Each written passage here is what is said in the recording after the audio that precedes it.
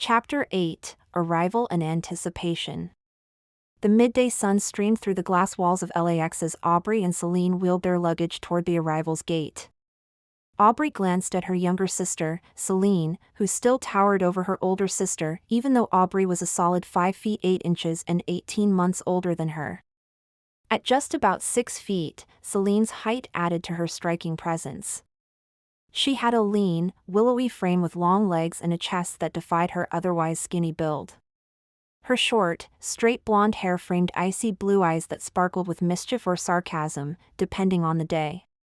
She wore black leggings and a light blue Tommy Hilfiger sweatshirt and looked effortlessly cool in that "I didn't try, but obviously I nailed it" kind of way. The only aspect more noticeable than her legs was the overpowering scent cloud that followed her, Ariana Grande's Cloud Intense, sprayed within an inch of its life. Aubrey's nose wrinkled. The sweetness was so strong it felt like it was seeping into her bloodstream. "Celine," she said, almost choking, "you smell like someone lit a match in a backyard perfume store." Celine smiled, completely unfazed. "That's the vibe."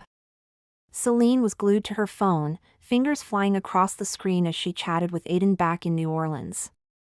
Aubrey shook her head in disbelief. Celine couldn't survive a minute without her phone, let alone a whole plane ride, not that Aubrey would ever justify paying for in-flight Wi-Fi. Still, it amused her that Celine was always online yet somehow never answered when Aubrey called. Aubrey didn't think she was old at 26, but standing next to her 24-year-old sister sometimes made her feel ancient. Celine's slang was a foreign language. Who in their right mind would refer to romance as riz? Nothing sounded less romantic than that. Aubrey had once tried to point this out, but Celine had told her to shut up, so she'd given up that conversation long ago. As they exited through the arrival's gate, Aubrey spotted Memphis standing with one hand raised like he was asking a question in class. She smiled to herself, such a Memphis thing to do. Always trying to look effortlessly cool, never wanting to seem too eager. If it had been her, she'd be jumping up and down, waving like a fool. They approached him, and Celine wasted no time with her usual sass. "Nice beard, Memphis. Didn't know they stopped selling razors in LA. Memphis snickered. "I was saving my money to pay for your ticket, Celine. Had to forego the razor." Aubrey laughed as Celine pulled a face, clearly unimpressed. Aubrey kissed Memphis on the cheek, happy to see him despite Celine's antics. Her sister had always given Memphis a hard time, never quite thinking he was good enough. Then again, Celine gave Aubrey a hard time too, so it was hard to tell what she really felt. Deep down, Aubrey suspected Celine did like Memphis, and Aubrey too, for that matter, even if she had a funny way of showing it. They made their way to a waiting cab. As they settled in, Memphis turned to them with a grin. "Cameron's put us up in a 2-bedroom suite for the next 2 weeks. After that, you can head back to New Orleans and come out again for the last week of my gig if that works." Celine's eyes lit up. "Is it fancy?" Aubrey shushed her. "Celine, that's rude." But Memphis just laughed. "Yes, Celine, it's up to your standards.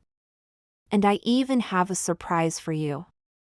We're meeting Cameron and Julian for drinks tonight at Cameron's dad's club. There'll be bottle service and everything, right up your alley." Celine practically glowed.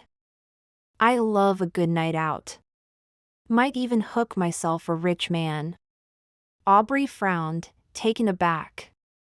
She de-envisioned this trip as more of a working holiday, some sightseeing after Memphis finished work, not nights out drinking with playboys at exclusive clubs.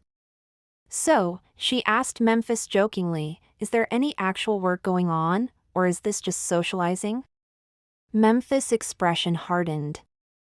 "Gosh, you're a hard woman to please," he said before leaning forward to the driver. "Pull up before we pass the hotel." The cab slowed, and Celine pressed her face to the window. "Wow, Aubrey, look at this place," she said in amazement. Aubrey followed her gaze.